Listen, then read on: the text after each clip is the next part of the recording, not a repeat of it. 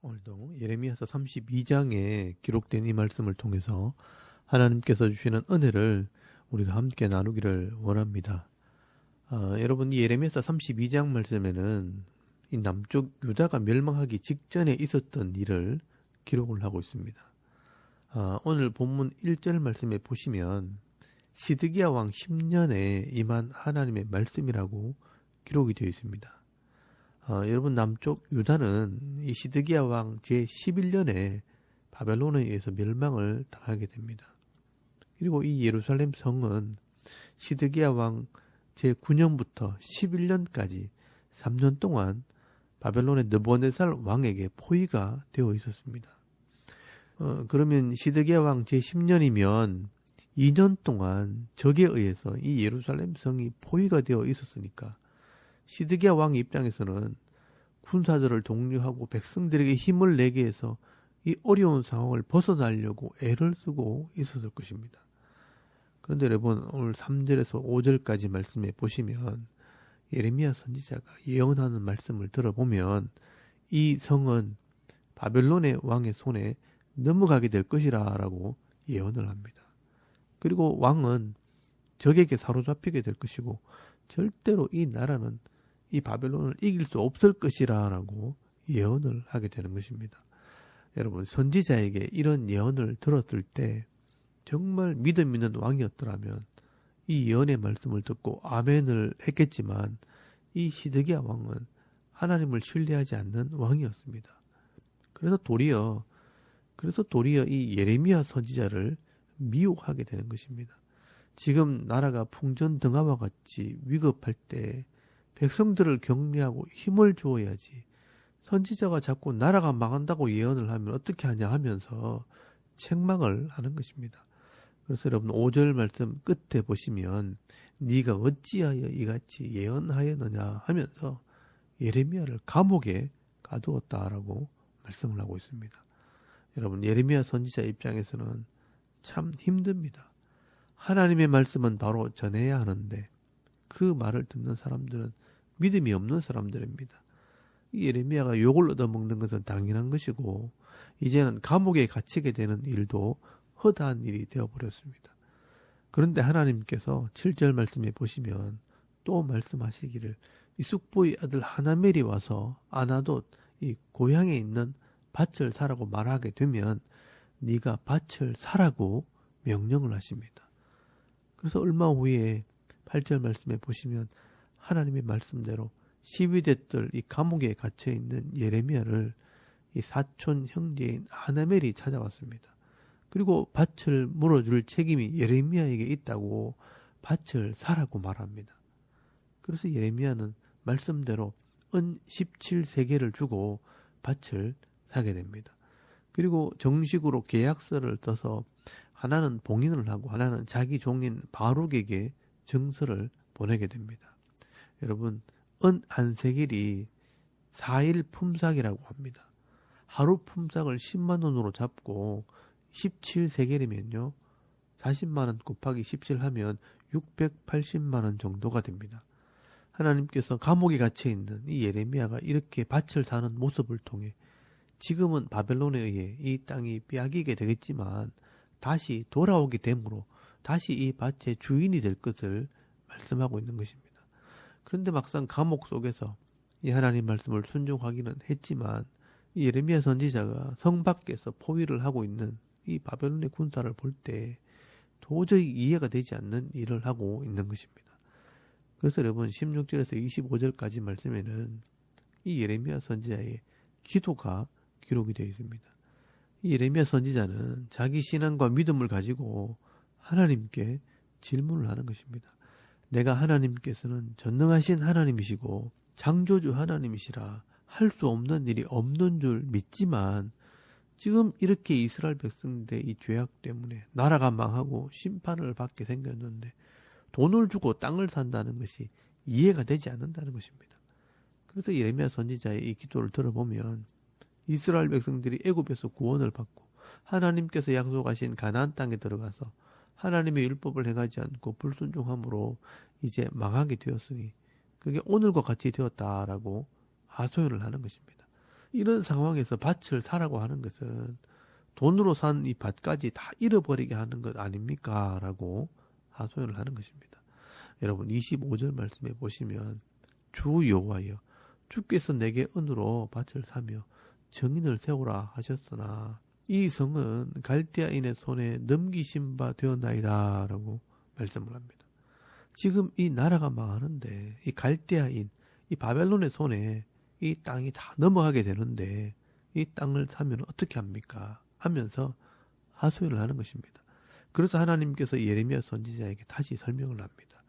내가 밭을 사라고 한 것은 손해보게 하려고 하는 것이 아니라 장래 소망을 주기 위한 것이라는 것을 말씀을 하고 있습니다. 여러분 26절에서 44절까지 말씀해 보시면 하나님께서 이 예레미야의 기도에 응답을 하십니다. 27절 말씀에 보시면 나는 여호와요 모든 육체의 하나님이라 내게 할 수 없는 일이 있겠느냐. 내가 모든 것을 할 수 있지만 지금 이스라엘을 구원하지 않고 이 바벨론의 손에 이스라엘을 넘기는 것은 하나님의 뜻이라는 것을 분명하게 말씀을 하게 됩니다. 그리고 29절에서 35절까지 말씀에는 예루살렘 성이 멸망을 받게 되는 이유를 구체적으로 설명을 하게 됩니다. 여러분 이런 말씀을 우리가 꼭 읽어봐야 합니다. 하나님께서 왜 이렇게 역사 속에서 이스라엘을 망하겠는가? 그 이유를 구절구절 설명하고 있다는 것은 이 하나님의 마음을 표현하고 있는 것입니다. 내가 오죽하면 이 예루살렘 성을 사람들이 보는 앞에서 망하게 하겠느냐 하면서 이 하나님의 마음을 설명하는 것입니다. 여러분 30절부터 보시면 하나님께서 먼저 말씀하시는 것은 내 백성이 하나님 앞에서 악을 행하되 손으로 만든 것 우상을 가지고 나를 경노하게 했다라고 말씀을 합니다. 우상으로 이 땅을 더럽혔다는 것입니다. 그리고 32절 말씀에는 왕들과 고관들과 제사장들과 선지자들과 유다 사람들과 예루살렘 주민들이 다 악을 행했다라고 말씀을 합니다. 모든 백성들이 하나님 말씀을 전혀 행하지 않게 되었다는 것입니다. 그리고 33절 말씀에는요. 내가 돌아오라고 가르치되 끊임없이 가르쳤는데도 내 교훈을 너희들이 듣지 않았다라고 말씀을 합니다. 아무도 회개하거나 돌아오지 않았다는 것입니다.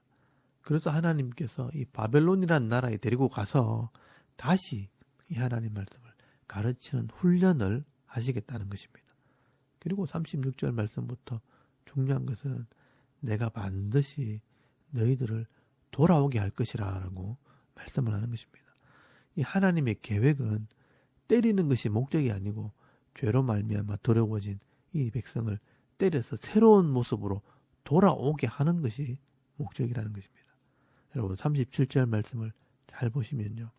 보라 내가 노여움과 분함과 큰 분노로 그들을 쫓아 보내었던 모든 지방에서 그들을 모아들여 이곳으로 돌아오게 하여 안전히 살게 할 것이라 라고 말씀을 합니다.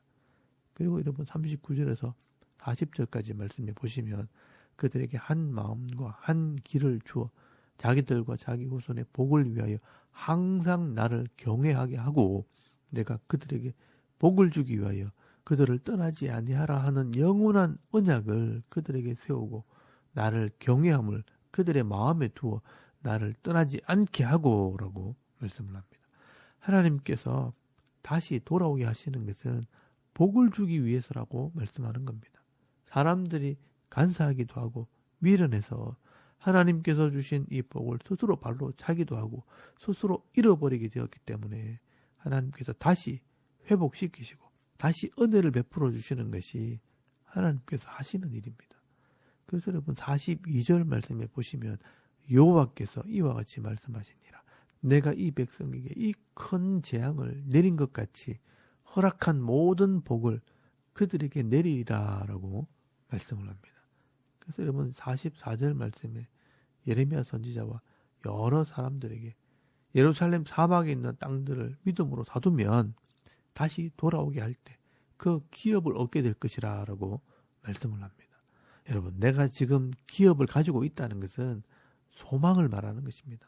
여러분, 우리가 이 땅에서 하나님의 백성으로 믿음으로 순종하는 것은 하늘의 기업을 얻기 위해서입니다. 그러므로 믿음의 눈을 가진 사람들은 지금 있는 이 현상만 보는 것이 아니라 앞으로 우리가 누리게 될 이 하나님 나라의 복을 바라보는 것입니다. 그래서 하나님께서는 황폐하게 된 이 땅을 돈을 주고 사라.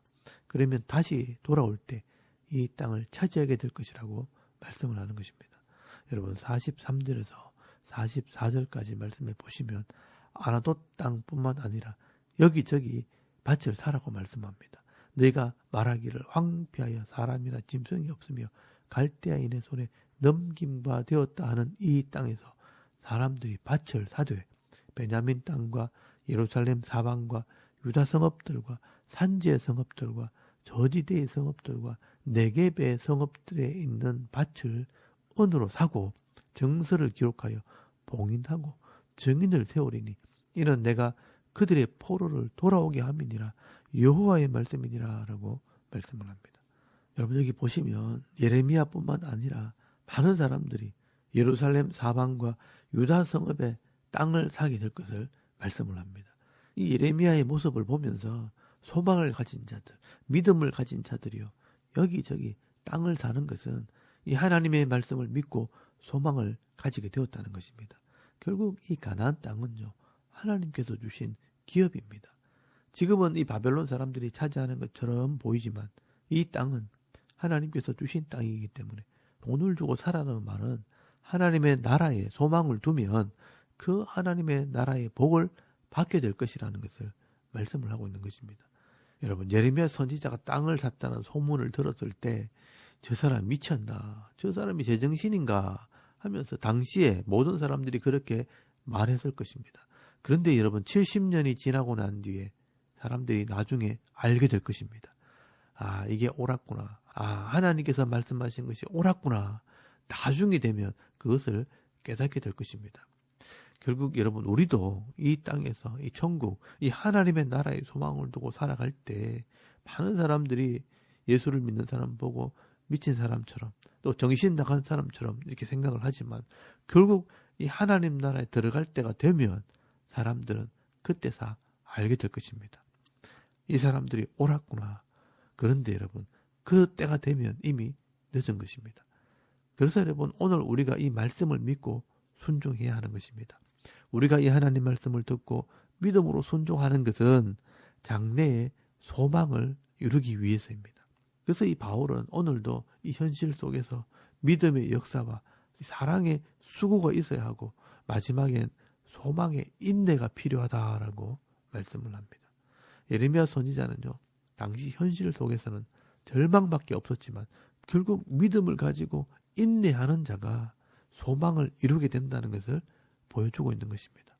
그러므로 오늘 저와 여러분도 눈앞에 있는 이런 어려운 현실만 보지 마시고요, 이 현실 속에서 믿음으로 순종하고 사랑으로 수고할 때 소망의 인내를 가지고 오늘 하루도 내게 주신 사명을 믿음으로 잘 감당할 때 하나님께서 예비해 놓으신 이 은혜와 복을 받아 누리며 살아가는 믿음 있는 성도들이 다 되실 수 있기를 주의 이름으로 축원합니다. 아멘. 우리 잠깐 기도드리겠습니다. 오늘도 믿음, 사랑, 소망으로 순종하는 하루가 되게 하옵소서. 또 나라와 민족을 위해, 또 교회와 가정과 자녀들을 위해서 또 개인의 기도 제목을 따라 기도하고 오늘 하루 삶을 또 시작할 수 있길 바랍니다. 다 같이 우리 하나님께 한번 기도드리겠습니다. 살아계신 하나님, 은혜를 참 감사합니다. 오늘도 하나님을 우리가 예배하게